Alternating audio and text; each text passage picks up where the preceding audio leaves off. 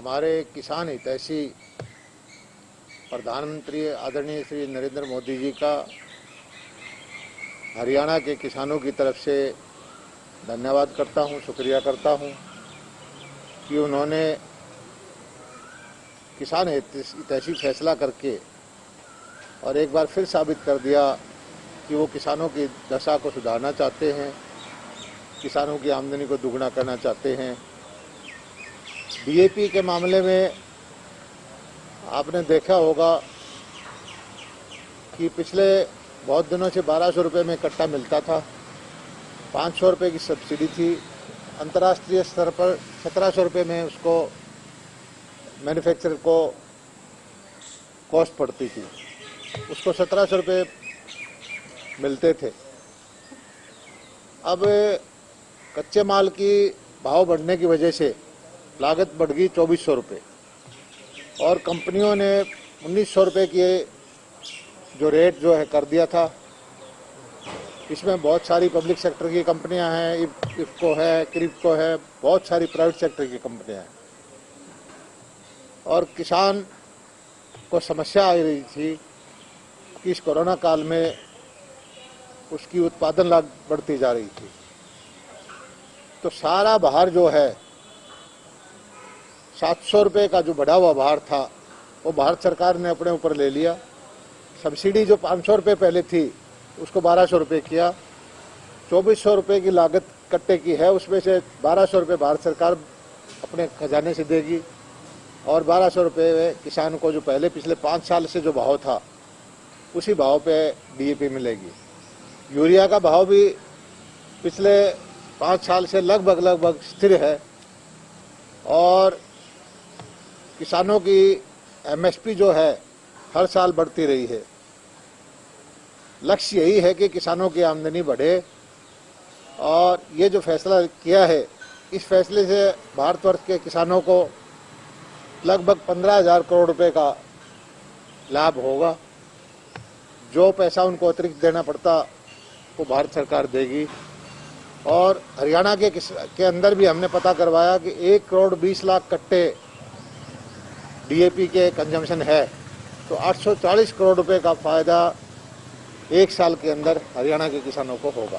कांग्रेस कह रही है कि जितना दाम पहले थे उतने ही दाम हुए हैं, पहले दाम बढ़ा दिए फिर घटा दिए, कोई किसानों को तो कोई फायदे की बात नहीं। देखिए, दाम अब सभी हमारी सरकार तो के हाथ में नहीं है। सरकार तो सब्सिडी देके दाम को कंट्रोल करती है। दाम कंपनियों ने बढ़ाए थे, दाम मैन्युफैक्चरर ने बढ़ाए थे, उसकी मजबूरी थी कि अंतर्राष्ट्रीय भाव बढ़ गए, कच्चे माल के भाव बढ़ गए।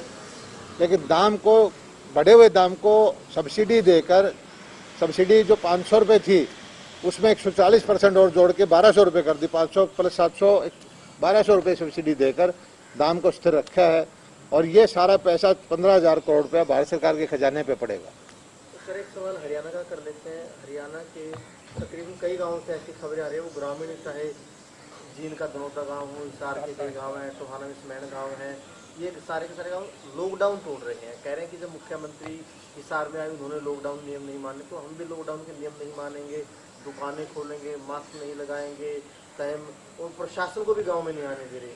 तो ग्रामीणों का यह फैसला आप कैसे देखते हैं?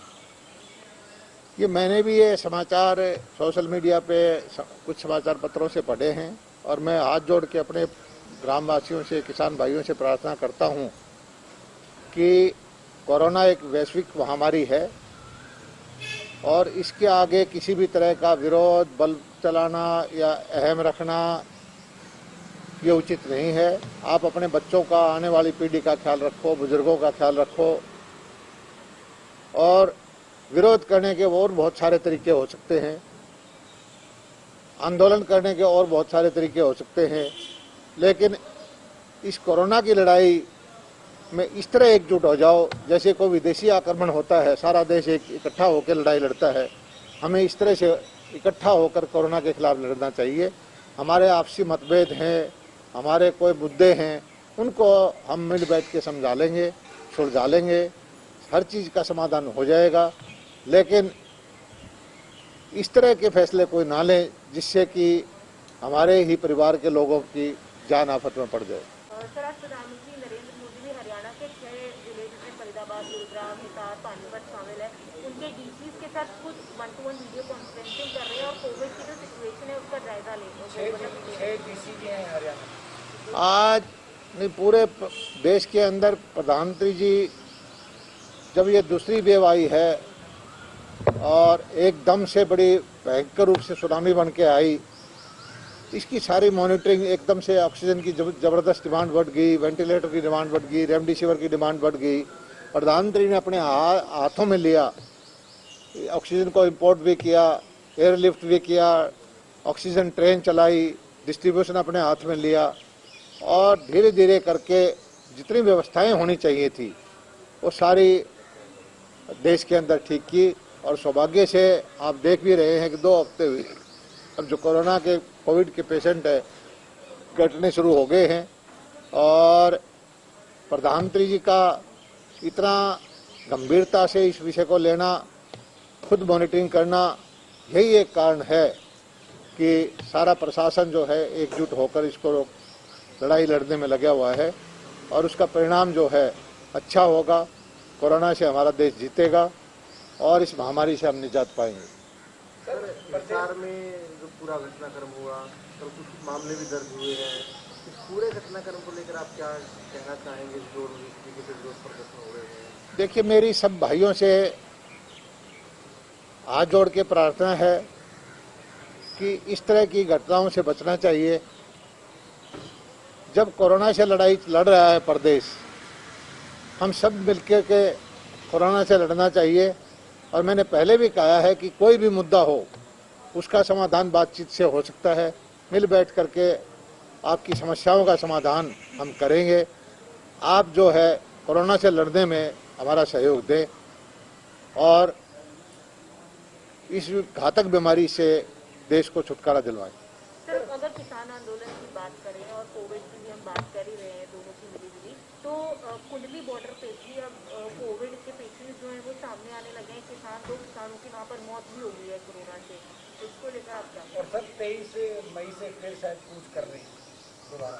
देखिए, हमारे हेल्थ मिनिस्टर ने वहाँ भी सुविधाएं देने के लिए, वैक्सीनेशन के लिए सब अपने अधिकारियों को भेजा है। और मेरी भी किसान भाइयों से प्रार्थना है कि आप जो है अपनी स्वास्थ्य का ध्यान रखें, वैक्सीनेशन करवाएं, सोशल डिस्टेंसिंग का पालन करें। और अगर आपको उचित तो यही होगा कि इस वक्त थोड़े दिनों के लिए आंदोलन स्थगित कर दें, लेकिन अगर आप वहाँ बैठे भी हैं तो कोरोना के प्रोटोकॉल का जरूर पालन करें। सर, कांग्रेस प्रदेश अध्यक्ष कुमारी शैलजा ने आरोप लगाया कि प्रदेश में पीएम केयर फंड में जितने वेंटिलेटर हो गया, जिसका जो भी कुछ खर्च हुआ है सरकार उसका हिसाब किताब नहीं दे रही। जो वेंटिलेटर मिलेंगे जो वो ऑपरेशनल या फंक्शनल, लोगों को दिक्कतें हो रही है सरकार से बड़ा, और काफ़ी और भी उन्होंने कमियाँ रखी कि सरकार नाकाम रही है कोरोना। कांग्रेस की नीतियां मैं देख रहा हूं पिछले 1-2 साल से, फ्रस्ट्रेशन में है कांग्रेस, सत्ता के लिए तड़प रही है। कभी किसी आंदोलन की वजह से, कभी किसी वजह से शाहीन बाग के साथ देखकर, कभी देश के टुकड़े टुकड़े करने वाले गैंग का साथ देखकर, कभी किसान आंदोलन सो कॉल्ड को आगे करके कुर्सी की लड़ाई कांग्रेस लड़ रही है। और कांग्रेस का परिणाम देश में वही होगा जो रिजल्ट कांग्रेस ने बंगाल में जो उसको मिले हैं। कांग्रेस का आने वाला भविष्य यही है। सर, काफी सवाल प्रोक्योरमेंट को लेकर है। करीब 2 लाख मीट्रिक टन जो लिफ्टिंग अभी मंडियों में रहती है, जैसी जानकारी कल डिप्टी सीएम ने भी दी है, वो लिफ्टिंग कब तक हो जाएगी, क्या उसको लेकर अंतिम प्रोसीजर है जो चल रहे हैं? देखिए, हमारी प्रोक्योरमेंट आखिरी 3 दिन में जो 3 दिन के लिए खुली थी, एक दिन हमने किसानों को मौका दिया था, एक दिन जो वो अंदर जो गेट पास कटे हुए उनको मौका दिया, एक दिन जो अंदर पड़ा हुआ था बगैर गेट पास के उसको दिया। वही प्रोक्योरमेंट हमारी 3.4 लाख की थी जो अभी लास्ट में प्रोक्योरमेंट हुई है, तो उसी का लिफ्टिंग बाकी है। उससे पहले की तो लगभग सारी लिफ्टिंग हो चुकी है। ये भी जल्दी हो जाएगी 2-4 दिन में, कोई ज़्यादा वक्त लगने वाला नहीं। अच्छी पेमेंट की है, ऐतिहासिक काम किया है, किसान को पहली बार सक्षम बनाया है कि किसान के खाते में पैसा दिया है। और किसान को ब्याज लेना सिखाया है। किसान ब्याज देता था, पहली बार किसान को ब्याज मिला है लेट पेमेंट का। सर, पेट्रोल डीजल के दाम लगातार बढ़ रहे हैं, इनको भी पीछे छोड़ता हुआ जो मस्टर्ड ऑयल है, सरसों का तेल है, वो जस्ट एक साल में डबल हो गया है।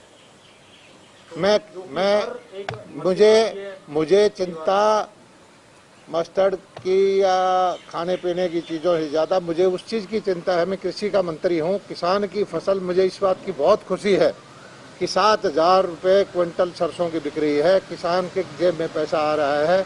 बाकी उसका तेल बेचना वो अलग विभाग का काम है।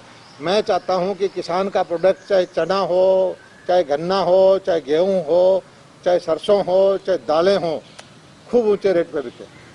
मेरी इच्छा ही है। महंगाई देखना, सरकार बाकी काम करना जो अलग विभाग है उनका काम है। मेरा काम है किसान का हित देखना, और जितना सरसों महंगी बिकी है इसमें किसान का हित है। हमसे जुड़े रहने के लिए हमारे YouTube चैनल को सब्सक्राइब करें और नई वीडियो की नोटिफिकेशन के लिए बेल आइकॉन को दबाएं। अगर आप ये वीडियो Facebook पर देख रहे हैं तो लाइक जरूर करें और ज्यादा से ज्यादा शेयर करें। धन्यवाद।